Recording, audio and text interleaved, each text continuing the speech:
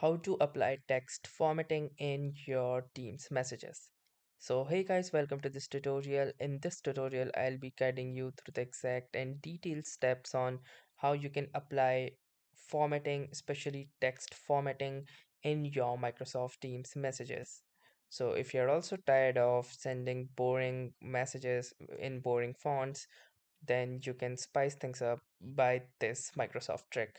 So in order to start, the first thing that we're going to do is open any chat window like I have done, and then we can type in any message. So you might type your regular messages like this. So let me type in a quick short message. And now you can also apply different formatting effects. So there are some which can be applied by using just your keyboard shortcut. Let's say you select it and press the Ctrl+B to make it bold, Ctrl+I to make it italic, and Ctrl+U to underline the same. But in case if you want to explore more, you can simply click onto this plus icon. And once you will do this, you will see this option that says show formatting options.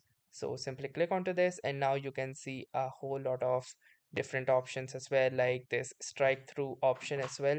And also you have the list option here, so that you can also add bulleted and numbered list. You can also highlight text color as well. So you can easily simply select this and then choose the highlight color as well to highlight your text.